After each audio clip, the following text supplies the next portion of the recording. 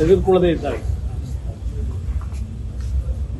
ಬೆಂಗಳೂರಿನಿಂದ ಮೈಸೂರಿನವರೆಗೆ ನಮ್ಮ ಶಕ್ತಿ ಇರ್ತಕ್ಕಂಥದ್ದು ಅಷ್ಟೆಲ್ಲ ಇದ್ದು ವಿಶ್ವಾಸಕ್ಕೆ ತೆಗೆದುಕೊಳ್ಳದೆ ಹೋದ ಮೇಲೆ ಸರಿಯಾದ ರೀತಿಯಲ್ಲಿ ನಾವ್ಯಾತಿಗೆ ಬೆಂಬಲ ಕೊಡಬೇಕು? ರಾಜಕಾರಣ ಮಾಡೋದು ಬೇರೆ, ಚುನಾವಣೆಗಳು ಬಂದಾಗ ಬೇರೆ ಒಟ್ಟಿಗೆ ಇರ್ತಕ್ಕಂಥದ್ದು. ಆದರೆ ಇವತ್ತಿನ ಈ ರೀತಿಯ ಕಾರ್ಯಕ್ರಮದಿಂದ ಸಾಧನೆ ಏನು ಮಾಡ್ತೀವಿ? ಏನು ಸಾಧನೆ ಮಾಡ್ಲಿಕ್ಕೆ ಸಾಧ್ಯ? ಇದು ನನ್ನ ಮನಸ್ಸಿಗೂ ನೋವಾಗಿದೆ. ಯಾವ ರೀತಿ ನಡ್ಕೊಂಡಿದ್ದಾರೆ ಇವರು. ಈ ಪಾದಯಾತ್ರೆಯನ್ನ ಕಾರ್ಯಕ್ರಮದ ಮುಖ್ಯಸ್ಥರುಗಳನ್ನು ಯಾರು ಮಾಡ್ಕೊಂಡಿದ್ದಾರೆ? Who is that Preetham Gowda?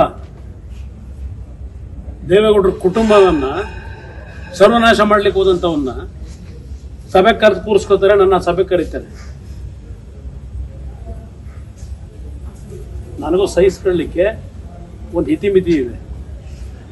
ಯಾರ ಕಾರಣ ಆ ಪೆನ್ ಡ್ರೈವ್ಗಳನ್ನ ಬೀದಿ ಹಂಚಲಿಕ್ಕೆ? ಇಂಥವ್ರನ್ನ ನನ್ನನ್ನ ಸಭೆ ಕರೀತಾರೆ, ಅವ್ನ ಪಕ್ಕದಲ್ಲಿ ಕೂರಿಸ್ಕೊಂಡು ಮೀಟಿಂಗ್ ಮಾಡ್ಲಿಕ್ಕೆ ಕರೀತಾರ. ನನ್ನನ್ನು,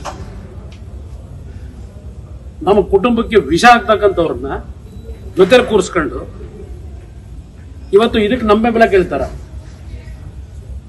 ಗೊತ್ತಿಲ್ಲ ಅವರಿಗೆ ಅಲ್ಲಿ ಏನೇ ಆಗಿದೆ ಅಂತ ಹಾಸನದಲ್ಲಿ. ಯಾರಿದಕ್ಕೆ ಕಾರಣ? ಆಗ್ತಿದೆ ನೋಡ್ತಾ ಇಲ್ವಾ?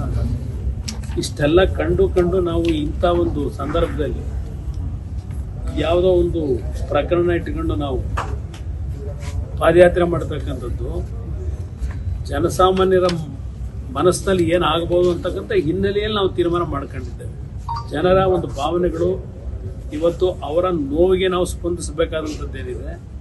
ಇಂಥ ಸಂದರ್ಭದಲ್ಲಿ ರಾಜಕೀಯವೇ ನಮಗೆ ಪ್ರಾಮುಖ್ಯ ಅಲ್ಲ. ಇವತ್ತು ನಮಗೆ ಹಲವಾರು ಕುಟುಂಬಗಳು ಬೀದಿಗೆ ಬಂದಿದ್ದಾವೆ.